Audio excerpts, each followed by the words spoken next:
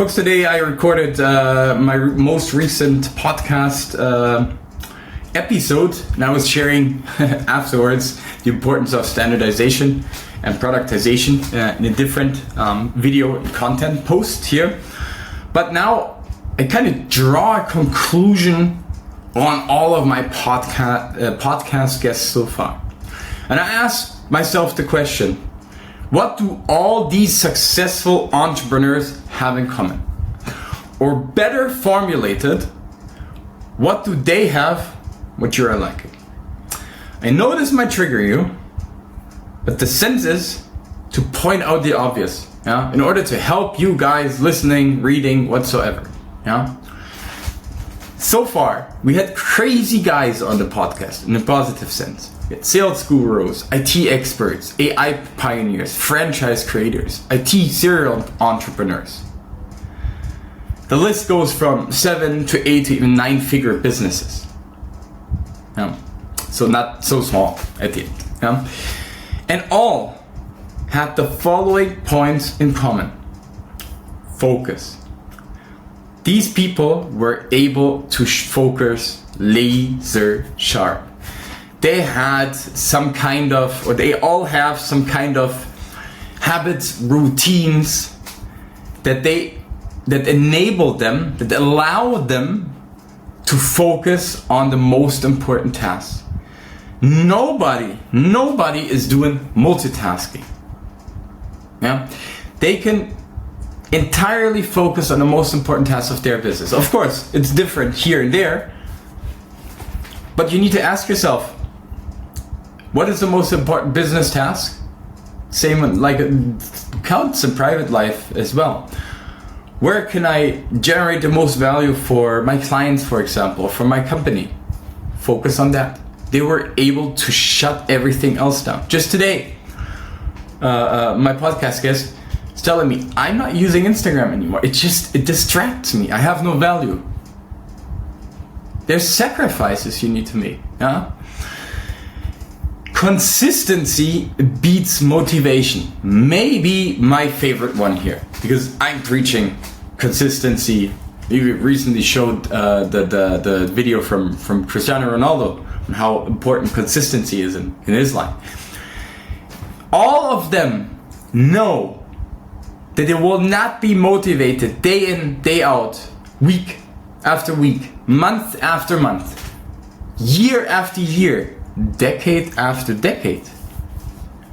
What they need and what they created is consistency, because they know if they stay consistent, they will outwork 99% of the others.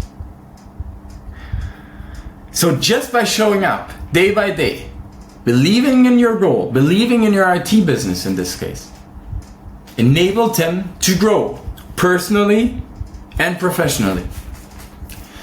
Third one, determination and persistence. All of them are 100% determined on what they are doing. They're persistent in their journey. They don't care what hit them. Yes, they learn from mistakes. They reevaluate, they readjust, but they're persistent behind. They're not giving up just because there's a bump or two. They're determined to be successful. They believe in their idea. I know this sounds like the typical buzzwords that you hear, but there is some truth in it. And all of them, the next point, are risk takers. They know that to a certain extent they cannot change the status quo without getting into, let's say, well mitigated risky situations. Starting a business can be seen as risky. If you do it with a plan, it's not so risky anymore. If you just start it without knowing what you're doing, yes, that's risky. If you're giving up a safe job in terms for your business, it can be risky at the beginning. But the risk value proportion is way higher. But everybody has a common that there are certain risks they took in life to be where they want to be. And the next point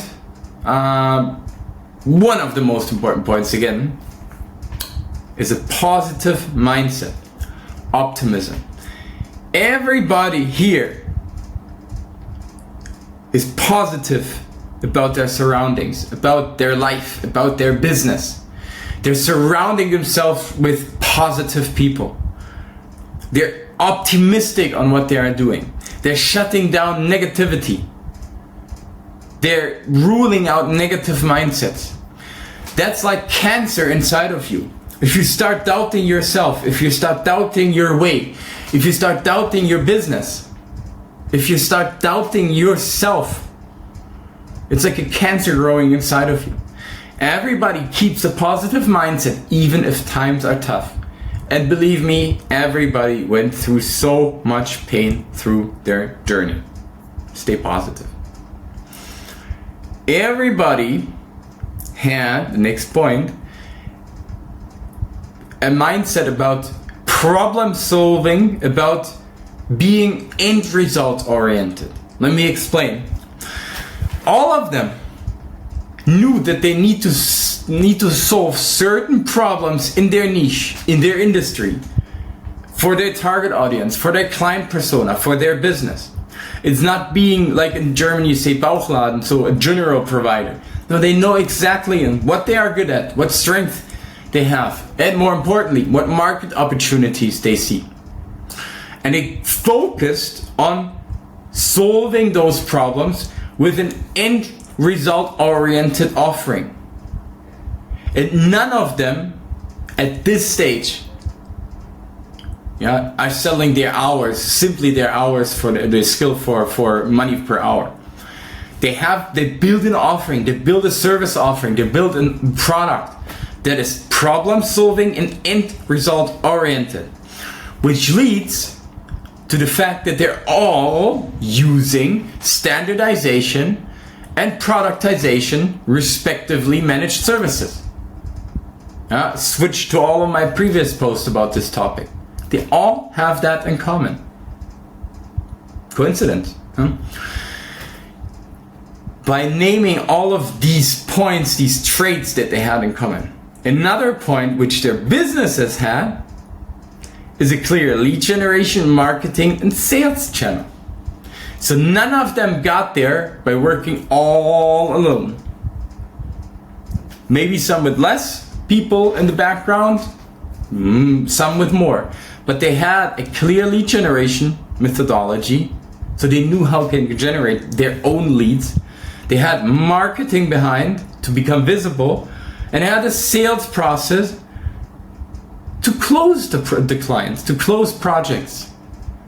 And again, this is nothing bad. How does your business should survive or thrive if you can't generate leads and close clients?